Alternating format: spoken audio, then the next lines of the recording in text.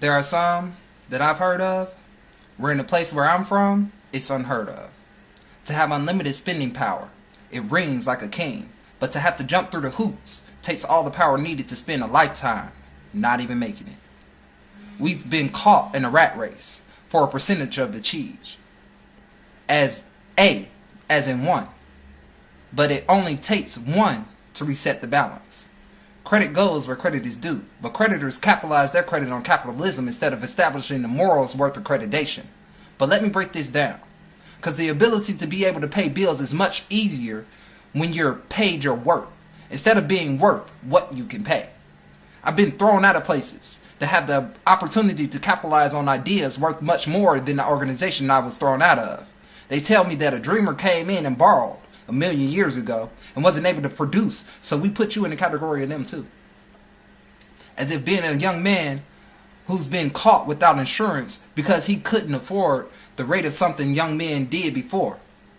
And now, not only is he charged a fine for being uninsured, the additional fine of being charged more for the insurance you couldn't afford in the first place.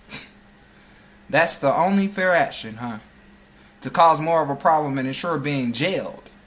So y'all don't have to even throw me out the next time I try to come and borrow.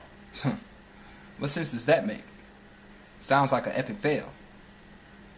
We charge you more because you're poor and blast you so that no one will ever deal with you. And that's one for the creditor. But credit goes where credit is due.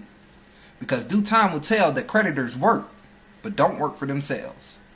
However, the system that's been developed was able to suck away what's needed for the workers to comfortably make it through a day or two. But the order of operation has finally begun to push it to the end.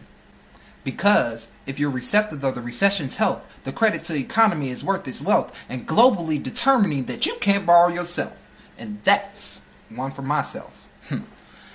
But we can't take back what was promised. The worth of a mule and 40, or the women's rights that's still under hoarding. But let me not speak for no one else. Let me just speak for myself. If there was supposed to be a way out, credit is it. Because when you don't have, a loan can make all the difference. And if the difference is from negative to positive, the moral result is much more. Like an invention boom from an entrepreneurial research room. Straight out of a dream from something similar to Edison's Menlo Park tomb. What to do with unlimited spending power? Gather innovators. Ones who've dealt with being morally distressed and have thought of a solution.